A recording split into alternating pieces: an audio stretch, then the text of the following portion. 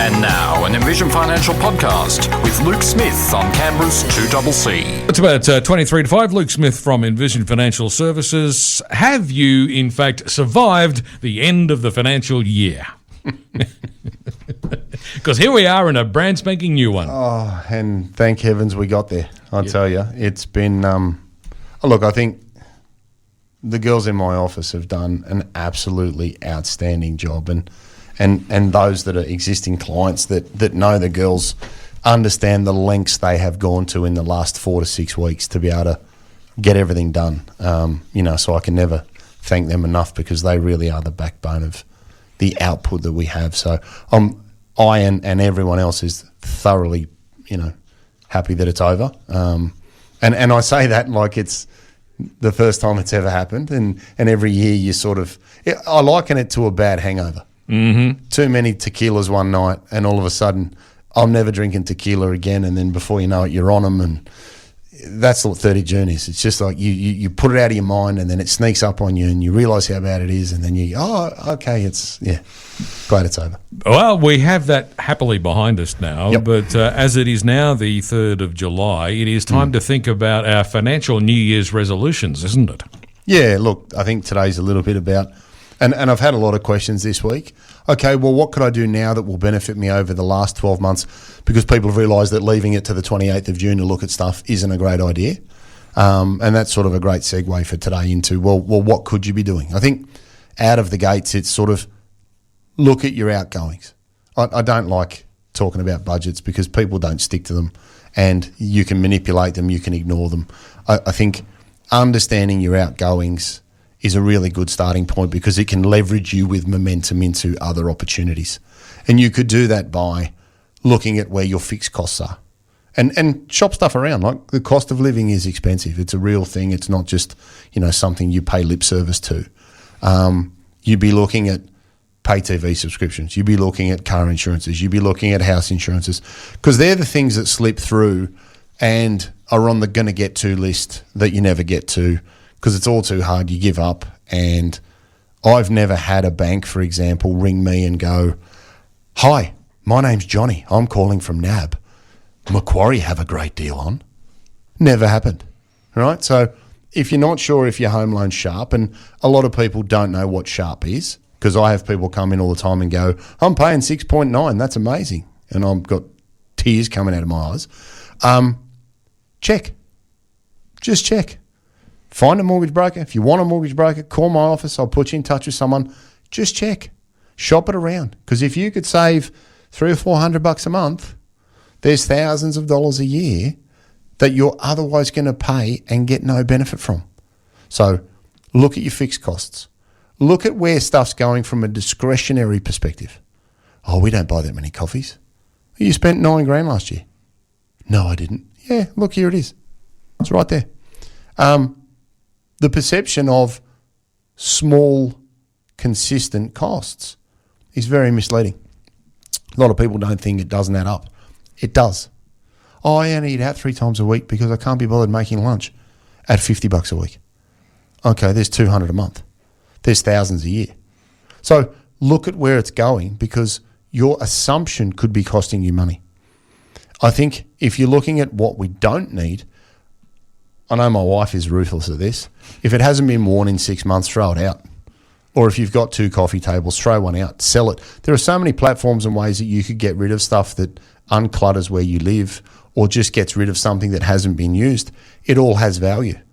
Because if you did that and made a couple of grand just getting rid of some stuff that you're not going to use or doesn't fit or you've grown out of it or the kids' shoes, that one for me, oh my Lord. Kids' shoes, I'm throwing out things with tags on them because my girls' feet, they grow faster than bananas. Sell it and use it to create a little portfolio in your own name that you could then save into.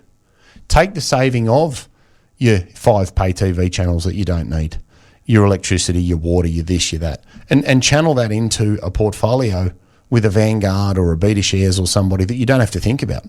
Just pick a high growth option, add that money into it, and then save whatever you were putting into all of your fixed expenses, save into that and just let it cook. I often say, you don't know what you don't know. And if I could swap that for do a little something a little sooner, that's exactly what my new catchphrase would be. And I think that's what people need to realise is you don't need a lot to start something. Just start. Because time is the greatest attribute you have to growing wealth and compounding the value of an asset. So if you can sharpen up your expenses, channel that money into a little portfolio, you can then go to your employer at the moment. Another good one is to say, okay, well, the contribution limit now is $32,500. It was $30,000. First week of the financial year, go to HR and say, hey, if I put this much into super over the next 12 months, how much will I save? And get them to set it up and use old school salary sacrifice, because that's great for people that have no self-control.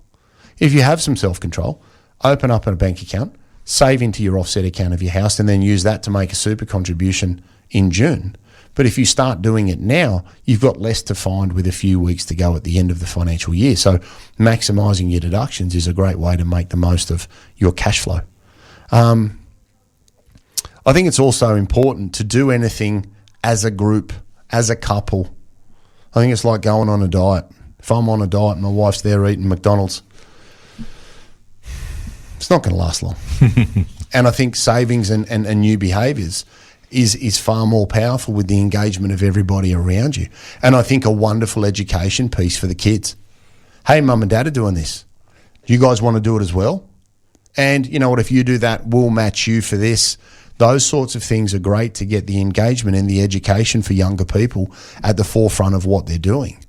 And that's where micro-investing apps, for example, for young kids, they've always got a phone glued in their hand. So why not use that to their advantage? Because then they can investigate what's happening with their investments and have those sorts of plans.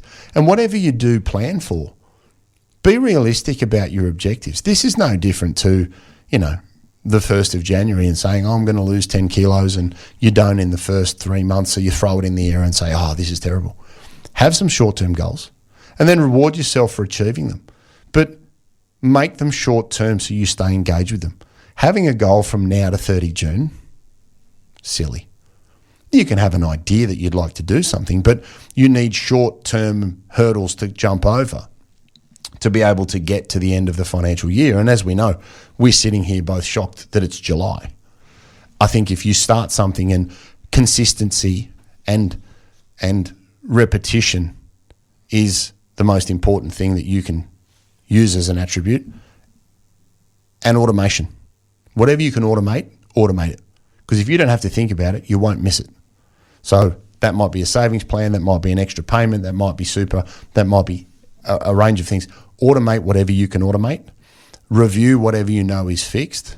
Actively direct money to another opportunity instead of doing it later. Do it now and do it consistently. And then make sure that you understand the legislative changes that have occurred and how you may be able to use them over the next 12 months. Because if you have catch-up concessional space and you want to sell an asset, I was on a Zoom today with someone who said, well, I'd love to put all of this against the house and then use that as borrowings. Okay, well, let's work through the tax implications of selling it, because he said, the capital gain will be massive. And when we actually broke it down, it was a fraction of what he thought it was going to be. So it's really important to not assume the outcome, is to actually work through the numbers. And that's where your accountant and your lawyers and whatever it is you're going to do can be really handy to give you that grounding and that information that lets you make an informed decision. I guess the other element that should be remembered is that if you go through this process and you find some savings where you no longer pay for subscriptions you're not using, where you sell some household goods that you're no longer using, the second part of that process is don't just blow all that money on a big night out. Yeah. You need to direct it into something, don't you? Totally, and that's where I think a little investment account, and there are a lot of platforms that we've spoken about on many shows where you can open something with as little as $200. And the greatest frustration for me is the assumption that it needs to be big. I have people come in all the time, I can't do that, I don't have 20 grand. No, but you've got $200. You've got $1,000. You've got 50 a fortnight. Okay. It's like anything.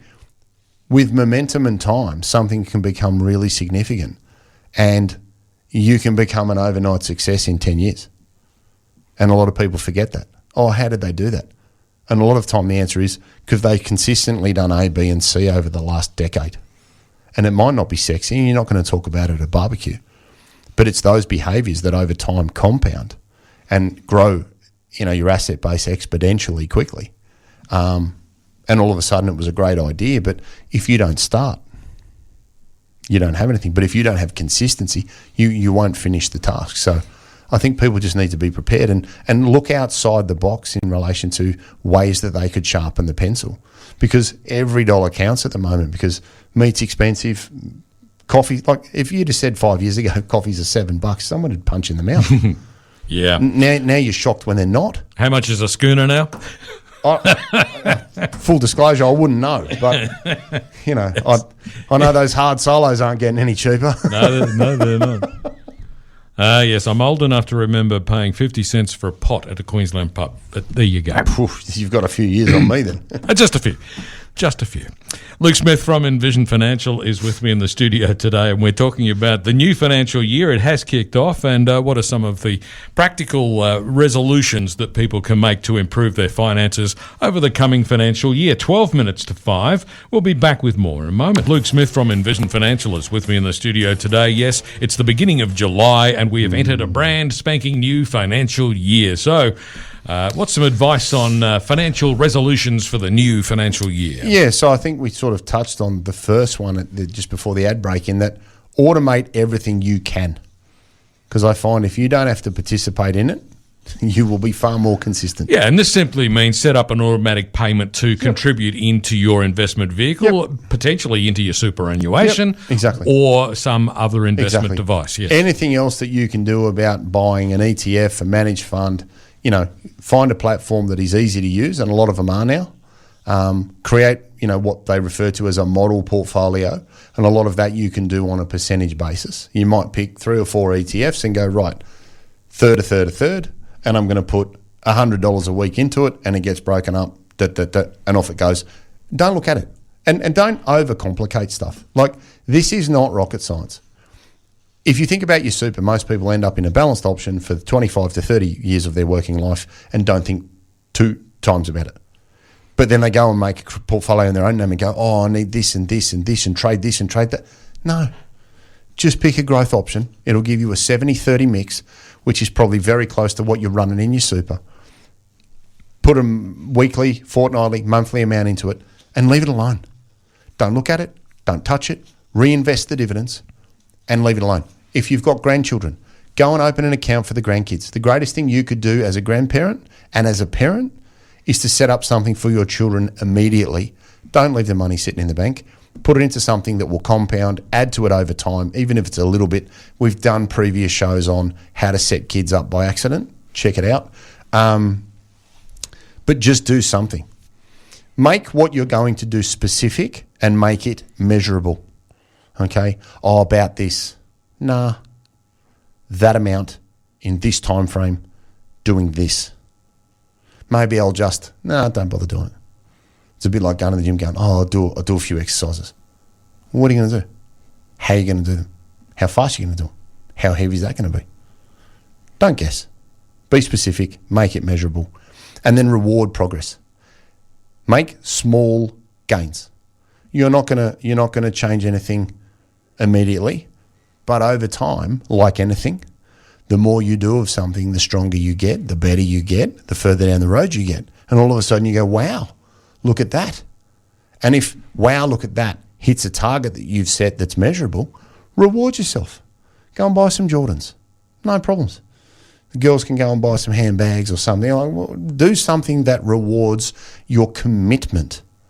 Not so much the outcome. Reward yourself for the commitment and consistency to get to the finish line.